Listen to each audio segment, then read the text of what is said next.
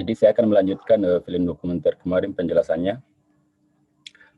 Ini ceritanya Kindo Dahri sebagai pembudidaya pengrajin kain sutra pergi ke pasar Pambutuang untuk menjual benang yang dia hasilkan. Jadi dia menawarkan ke pedagang palele dengan yang melakukan yang dia kerja kurang lebih selama 30 hari. Di penjual ini calon pembeli ya konsultasi atau juga menawarkan benda ini dagangan ini ke penjual yang lain bagaimana. Nah, setelah ada kesepakatan harga, ini nanti benang akan ditimbang menggunakan neraca tradisional. Memang prinsipnya lah itu timbangan modern, tapi bahan-bahan atau alat timbangannya itu menjadi khas atau penggunaan teknologi yang khas di kalangan pedagang sarung sutra. Jadi mereka menggunakan kalau bahasa Mandan itu benggol, itu mata uang kuno zaman kolonial. Diameternya kira-kira kurang lebih 5 cm, terus itu khas berwarna coklat. Nah, di kasus ini kurang lebih 6 tahun lalu ini film dokumenter ini saya buat atau saya syuting.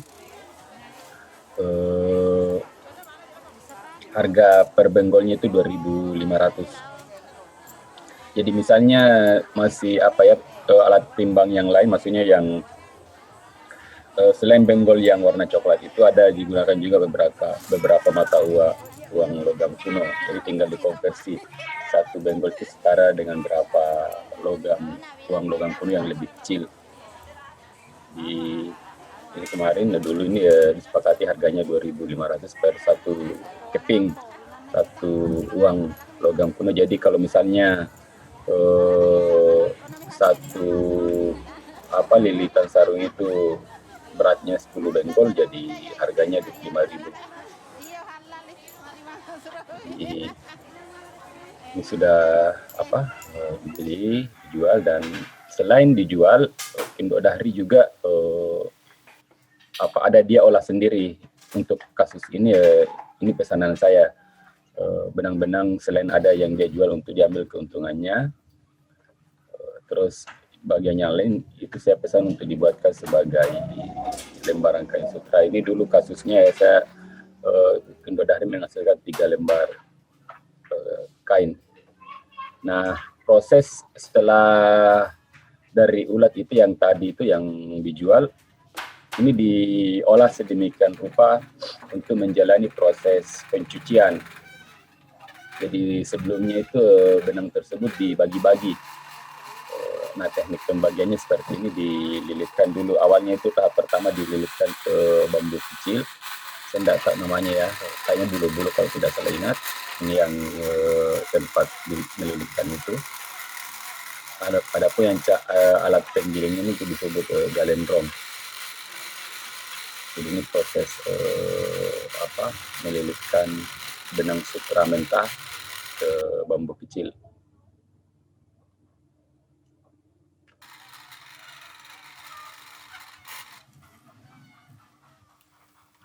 Nah, setelah dirasa cukup, ini dibuat beberapa ya. Nah, nanti ini dipindahkan lagi ke, ada lilitan juga, dia semacam dulu itu menggunakan bambu petung yang dibuat rata pinggirnya. Sekarang itu ya pengrajin tinggal membeli pipa, banyak yang menggunakan pipa paralong. Adapun Kindo Dahri itu masih menggunakan ini bambu petung yang berukuran kecil. Jadi tadi itu yang dari bulu-bulu kecil itu dipindah ke bambu ini.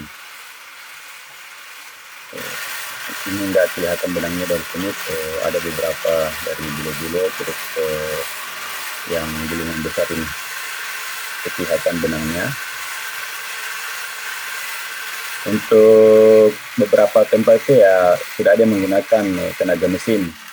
Mereka menggunakan sistem kelistrikan di mesin jahit untuk apa?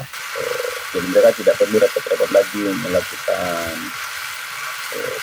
penggilingan, mereka tinggal tekan macam pedalnya itu ya terus tersambung.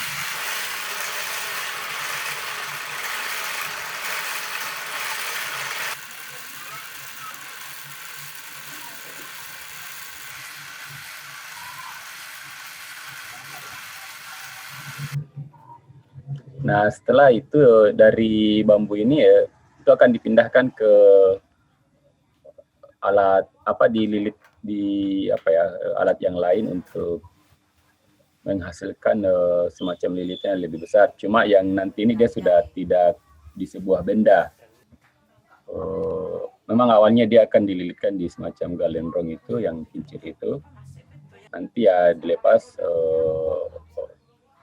lilitan atau benang ini, pintalan ini ya berupa anu saja apa namanya, lebih untuk memudahkan proses pencucian dan proses pewarnaan. Jadi dililitkan dulu ke ini alat ini. Ini diambil dari sini ya, yang dari bambu yang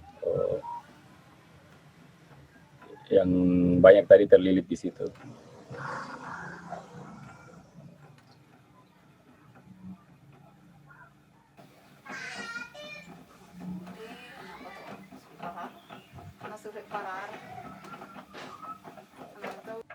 Nah, nanti itu dibagi-bagi. Yang lilitannya dibagi-bagi. Itu perkiraan saja. Kira-kira berapa kalau sudah cukup dipisahkan lagi dengan benang merah. Ini tadi untuk memudahkan proses pencucian, terus proses misalnya kalau ada yang mau dikasih warna ini, ada yang mau dikasih warna ini, jadi tidak sekaligus. Jadi mungkin pencuciannya itu ya langsung sekalian, tapi nanti ketika pewarnaan akan beda-beda. Ini karena sudah diberi tadi batas berupa benang merah, jadi gampang untuk memisahkannya.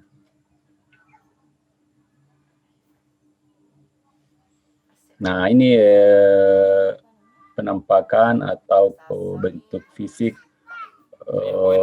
setelah melalui beberapa tahapan sebelum sutra ini dicuci, yang kalau dalam bahasa Mandar disebut masasa. Nah, yang unik di Mandar ini, saya belum tahu di daerah lain ya, khususnya di daerah Bugis. Kalau mau mencuci sutra itu mereka menggunakan abu. Jadi ini terlihat Kindo Dahri membakar bagian-bagian dari pohon kelapa. Itu dibakar, nanti abunya diambil. Nah, yang menarik juga, yang ideal itu adalah bagian dari pohon kelapa. Kalau yang jenis pohon lain, abu pohon lain itu ya tidak. Jadi mereka menggunakan pohon kelapa seperti yang bagian-bagian di sekitar gua ini. Setidaknya kalau misalnya tidak ada ya bagian tangkai daun. Pokoknya dari pohon kelapa lah. Saya tidak tahu apakah ada faktor yang sangat mempengaruhi. Misalnya kelapa itu identik dengan minyak atau apa. Jadi menjadi alasan. Itu perlu penelitian lebih lanjut. Nah, setelah pembakar tinggal meninggalkan abu, itu dicampur dengan air. Kira-kira seperti ini. Campur dan nanti itu akan didiamkan semalaman. Setelah bagian yang abunya ini mengendap, itu yang bersih itu, yang jernih itu akan diambil. Meskipun kelihatannya nanti itu jernih, tapi kalau kita pegang ini airnya, itu akan terasa licin di tangan. Jadi kayak sepertinya ada kandungan kimia yang dihasilkan oleh abu ini yang berfungsi sebagai seperti layaknya sabun. Karena dulu memang waktu zaman Jepang itu beberapa orang itu menceritakan bahwa waktu buat sabun di Mandar itu beberapa orang Jepang itu menggunakan abu dari kayu. Jadi, mungkin ada hubungan dengan pengetahuan pencucian sutra ini. Yang jelas saya pernah tanya juga mengenai perihal Imam Janggo yang di buku saya itu informasi ini sama juga, mereka menggunakan abu. Nah, air yang jernih tadi itu dimasukkan ke dalam panci, dididihkan, dan sutra mentah dimasukkan ke dalam.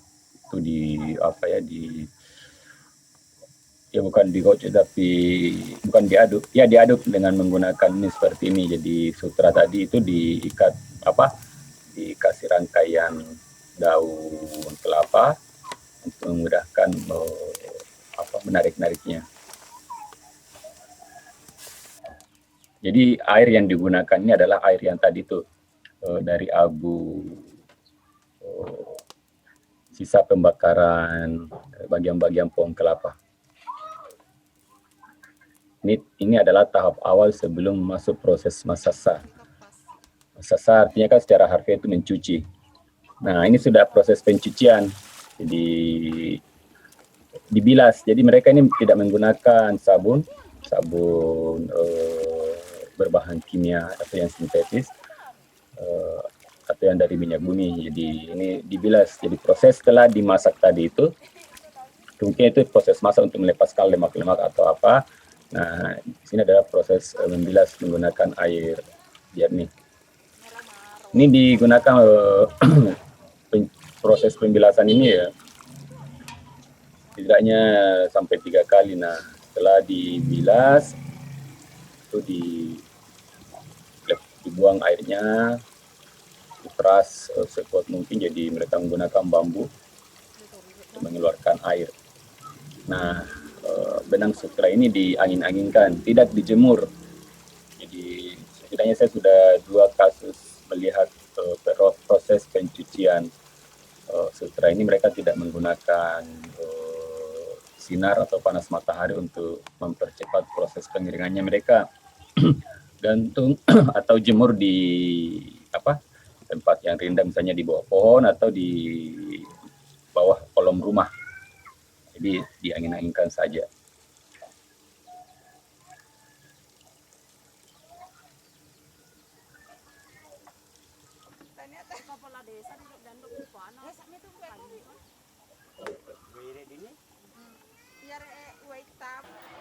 Nah, ini Induk Dahri kembali ke pasar untuk membeli satu warna. Jika dulunya mereka menggunakan pewarna alami, beberapa dekade terakhir ya sudah menggunakan pewarna sintetis. Saya belum tahu ini bahan warnanya ini berasal dari mana. Yang jelas sejak dulu itu sudah banyak dipasarkan di pasar-pasar lokal. Jadi pengrajin kain sutra itu mereka membeli sesuai kebutuhan, kira-kira berapa mereka butuhkan. Jadi, dan yang menarik juga konversi atau untuk menilai beratnya itu masih menggunakan benggol, tidak pakai gram-gram. Atau kadang pakai perkiraan sendok, berapa sendok. Nah, setelah beli itu, nah ini proses pewarnaan. Jadi bahan pewarna ini akan dimasukkan ke dalam air panas. Pewarna itu dibungkus menggunakan kain yang semacam kain, supaya saya agak lupa apa dulu alasannya nih. Kenapa harus dibungkus seperti ini? Kenapa tidak langsung pakai sendok? Ya mungkin untuk supaya penyebaran warna ke air itu percampurannya secara kimiawi itu berlangsung sempurna. Beda kalau langsung dituangkan, mungkin ada yang mengendap atau bagaimana. Kalau seperti ini kan betul-betul warna yang keluar dari bungkusan ini sudah larut, kira begitu. Nah, kemudian itu benang sutranya yang akan diwarnai, misalnya untuk kasus ini bagian warna birunya itu dimasukkan.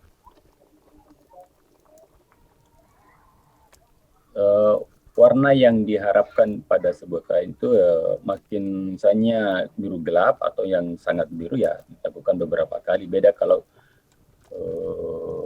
seperti ini kan ya masih belum terlalu warna biru tua. Jadi misalnya dibuat proses masaknya lebih lama dan setelah itu diwarnai lagi.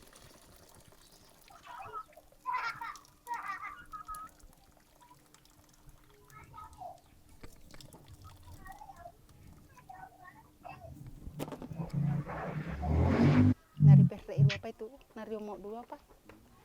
Ndak ima cuma pisang, Pak anda tope si lele. Jadi si ibu ini menyampaikan bahwa tidak bagus kalau satu kali ini juga warnanya masih belang-belang. Di lala nih rek milor, nah anda malah masih kamar. Nah jadi ini ditambah lagi satu warna. Nah ini sebenarnya ada dua bahan, ada yang untuk memberi warna biru, terus ada juga bahan katanya untuk memberi sensasi mengkilat pada benang yang diwarnai. Tulu upala itu maju cari saat di pak mak maci nggak tahu mak dia lak bila birik tapurai malah bu cari pasiola andani mak wan nabalan do mah. Jadi proses pewarna ini memang harus dilakukan secara teliti teladan karena jangan sampai tuh benang yang diwarna itu ya tidak merata warnanya. Ibu menyampaikan tadi ini ya jangan sampai ada yang warna yang belang-belang begitu. Maksudnya itu kan bisa mempengaruhi kualitas warna tenunan.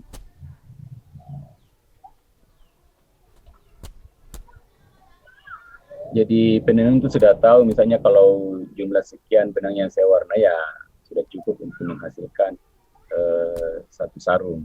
Karena jangan sampai terlalu banyak benang yang diwarnai, banyak sisa padahal sisa benang itu ya tidak cocok warnanya untuk misalnya untuk dibuat sarung yang lain yang dengan warna yang lain. Iya jatuh do pemutuasa relita. Jadi dulu itu menggunakan tungku yang berbahan baku tanah liat. Karena katanya dulu itu kalau yang bahan logam agak mahal. Nah sekarang yang tungku yang berbahan logam itu sudah umum digunakan. Pak di Perambong iya cari basali tak apa-apa kopi di Pak anu Perambong. Lah itu cia. Ya sejenis dengan yang digunakan untuk masa menyangrai kopi, cuma ya kalau dipakai menyangrai kopi ya tidak dipakai untuk mewarnai benang ini.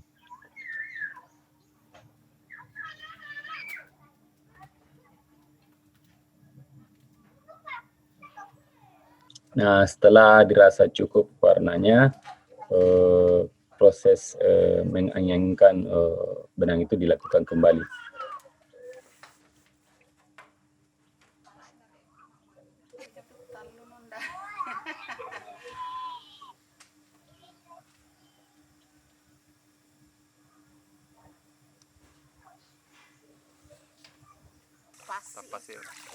Nah setelah itu dicuci kembali untuk membuang atau melepaskan bagian warna biru yang kalau dalam bahasa Mandarin itu malele. Malele itu artinya misalnya kalau dikena benda putih, kain putih yang sampai berpindah warnanya ke situ. Jadi proses membilas ini untuk memastikan yang tinggal di benang itu adalah yang betul-betul menyatu. Seperti ini kan kalau dibilas kan masih ada warna-warna biru di air yang tertinggal di situ. Nah, jangan sampai ketika digunakan sarung ini pengguna menggunakan baju putih terus dipakai sarung akan melengket itu. Jadi itu pas tujuan untuk proses pembilasan tadi ini. Nah, kembali diangin-anginkan di benang ini.